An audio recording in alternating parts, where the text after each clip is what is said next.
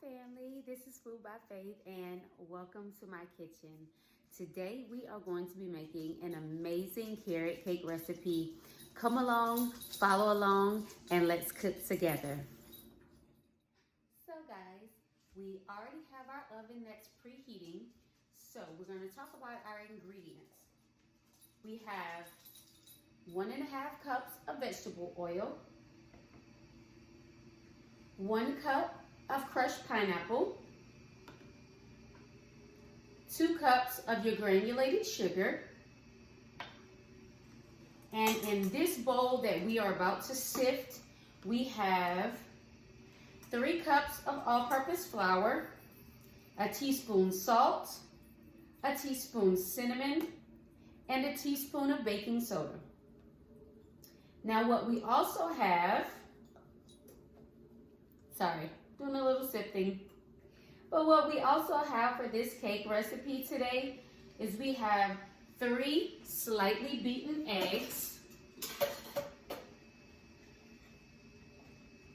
And of course, for all my gardeners and homesteaders, we know that those are going to be those farm fresh eggs.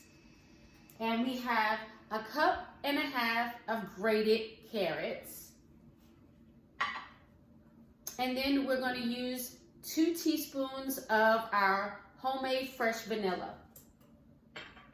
Guys, if you don't have the garden fresh carrots like I have, or garden fresh eggs, not garden fresh eggs, excuse me, but your fresh eggs that you get off of your homestead from your own chickens, you can do the same thing that I do.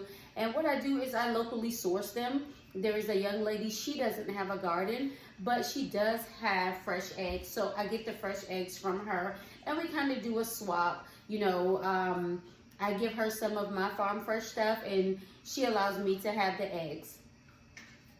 So what we are going to do to start off with, as you guys could see from a few minutes ago, I sifted my flour, my cinnamon, my salt, and my baking soda together. And what we're going to do, we already have our pan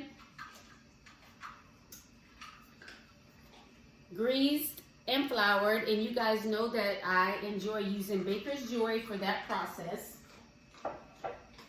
We are going to start to prepare our mixture. And what we're going to do is we are going to put our vanilla as well as our pineapple inside of the bowl with our eggs.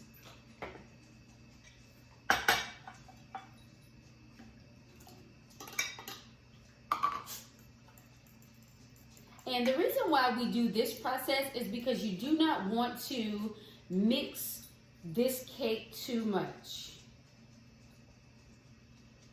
Guys, you know I love the smell of my homemade vanilla. And you guys know that you can always get my vanilla off of my Etsy shop. I will place the link in the description box right underneath this recipe. So as you can see, we put our vanilla, we put our pineapple in the bowl with our eggs, and we mixed. Now what we're going to do is we're going to add our carrots inside of this same mixture. And again, guys, it doesn't matter what color carrots that you use. The carrots that I had growing outside were the carrots with the red skin, but once you peel them, they're orange on the inside. But it doesn't matter what type of carrots that you use.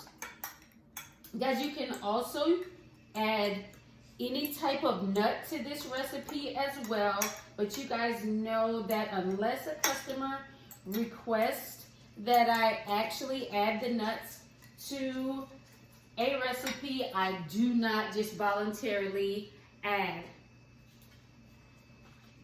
So what we're going to do is we're going to place our carrot, pineapple, egg, and vanilla mixture inside of our bowl. We're going to add our sugar.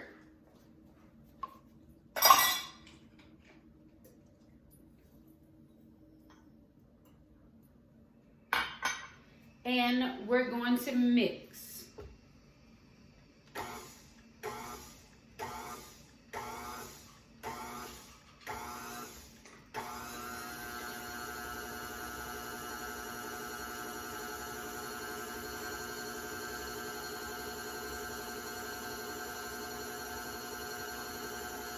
And guys, remember, do not skip this step of slightly beating your eggs or mixing your eggs, your pineapple, your vanilla, and your carrots together.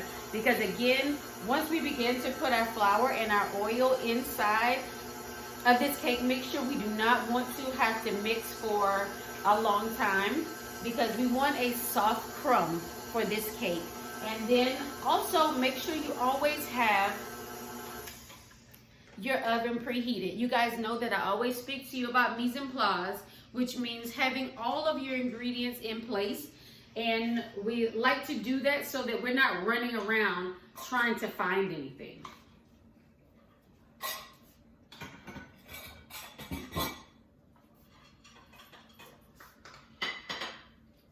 Okay, so what we're going to do now is we are going to add our flour mixture alternately with our oil.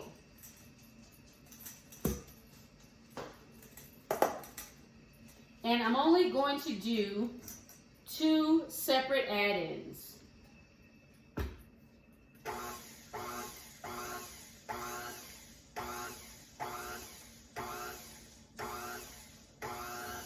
So this is not like your traditional pound cake recipe or anything where you are adding in 3 separate intervals.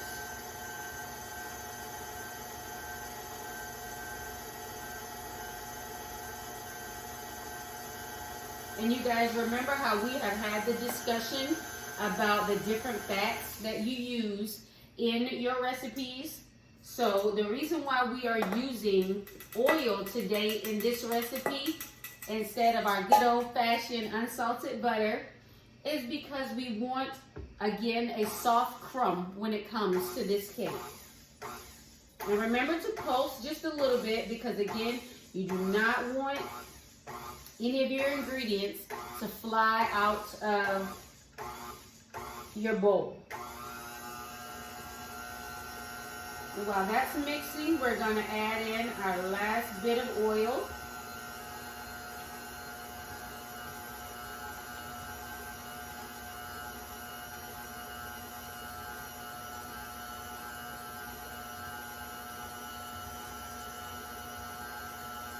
So now that we have our last bit of oil in, what we're actually going to do is we're going to stop the mixing process with our mixer, and we're going to get one of our flat spatulas. We're going to scrape down the sides and kind of fold this mixture just to make sure everything is mixed in completely.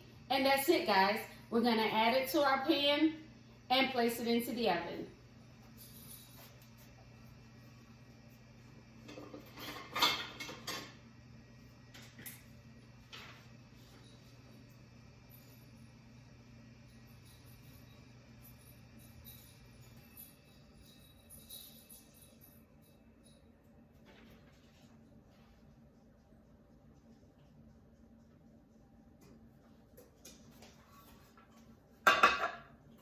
All right. Sorry for stepping out for too long. I was making sure I had the right spatula.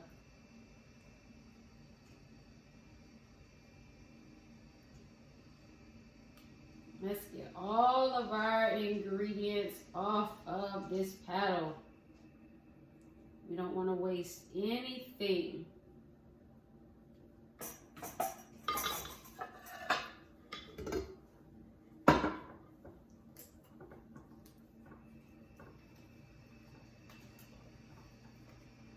Make sure you're going all the way to the bottom to get all your ingredients. And that's the benefit of having a glass bowl. Again, you guys know that I always talk to you about all those pretty bowls that they have that go with your mixers. But when you are doing any sort of baking, you really want to be able to see that your mixture is blended. You know, you want your batter to have the correct consistency and all your ingredients to be mixed in properly. And when you have a glass bowl, you can see that process. So what we're going to do is we're going to add this to our pan.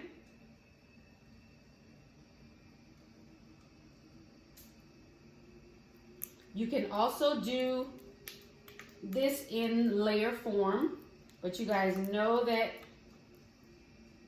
making cakes in bundt form is my specialty. And so that's why I always do it occasionally. I'll do a layer cake for you guys, but my specialty is all flavors of cake that I do, doing them in bundt form.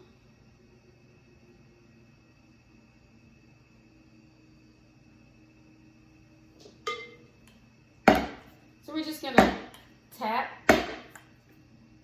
our cake on the counter, because what we want to do is make sure we don't have any air pockets. I'm gonna bring you guys in closer just so you can see what we are working with. All right, and so now we're gonna take our cake and we're going over to our oven and we're gonna place our cake into the oven. Again, we have our oven preheated at 350 degrees. And so we are going to bake our cake for 25 to 30 minutes.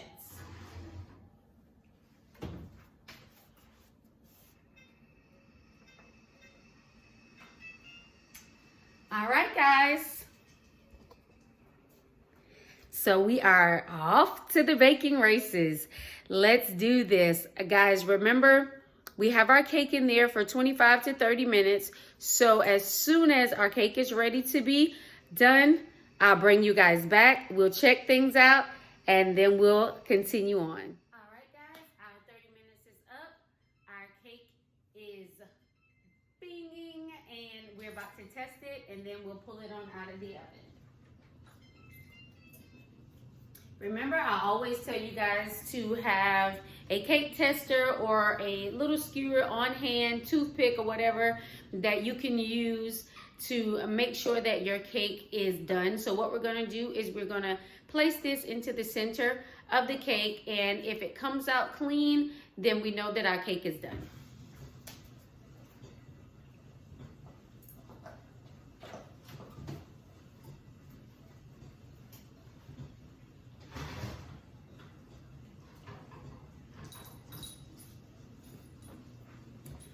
So I want to show you guys a little something. I don't even have to put my cake tester into the cake, because whenever I go to pull the cake out of the oven, the center jiggles. And because the center is jiggling, that lets me know that my cake needs a little more time. So what we're going to do is we are going to put our oven back on and we are going to set our timer for 10 more minutes. But what we're going to do is make sure we watch closely.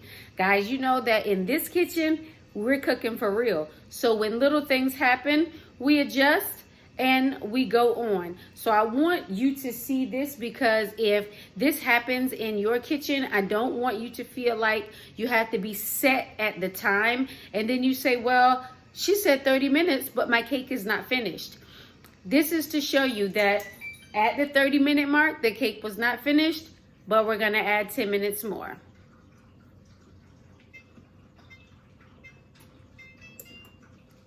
And after the 10 minutes, we're going to come back and we're going to check our cake once more. All right, family, we are back and whew, our cake is ready. So it's only been a few minutes for you, but it has actually been almost an hour for me. So you remember when we took our cake out at the 30-minute mark, it was still jiggly in the center. And so what we did was we put it back in for 10 more minutes. Well, what I realized is that it needed about 20 more minutes. So in all, we baked our cake for 1 hour. I'll make sure I put that down in the description box with the instructions, as well as where you can get go to my Etsy store to get the vanilla. So we're gonna pull our cake out of the oven. We're gonna put it on our amazing Pampered Chef cooling rack, and we're gonna cool it for about 10 minutes, and then we're gonna turn it out of our pan.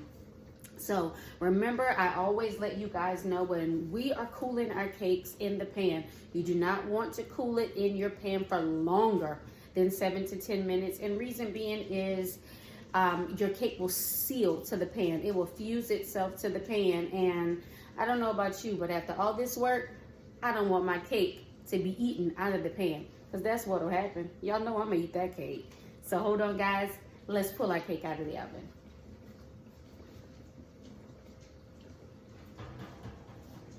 So here we are, and it's not jiggly. So I just kind of shake on it a little bit, and that lets me know that it's not stuck to the pan, which if we properly sprayed it, then we wouldn't have that problem anyway. But sometimes, every now and again, you can grease and flour your pan just as good as you're supposed to, and sometimes it still decides that it wants to absorb that fat and flour into the batter, and it sticks to the pan. But the majority of the time when it does that, you're able to take that piece off of the pan and just put it right back onto your cake. No harm, no foul. Once you put your glaze or your icing on, most people won't even notice. Your customer will not notice. Your family will not notice. Nonetheless, you will have an amazing, amazing cake. So what we're going to do is we're going to let our beautiful carrot cake rest here for just a little while, and then we're going to bravely turn it out of the pan. Be right back, family. All right, family, it is time. Let's get this cake out of this pan. Now, y'all know how we do.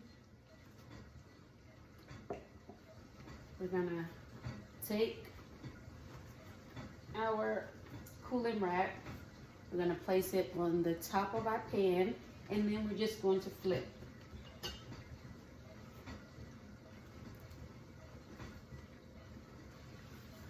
And there we have it. Here is our beautiful carrot cake. And again, you can always place icing on it. You can place glaze on it. And as I told you before, you can do nuts as well. But when I'm making a cake for a customer, unless they request nuts, I don't just add nuts. And that's simply because as of late, there have been so many nut allergies. But thank you guys for coming along with me today and cooking with me. It has been a busy week for me, so I know it's been a busy week for you guys as well. This is our beautiful carrot cake. Remember, get up, get out, and grow something, and have faith in our food. Thank you.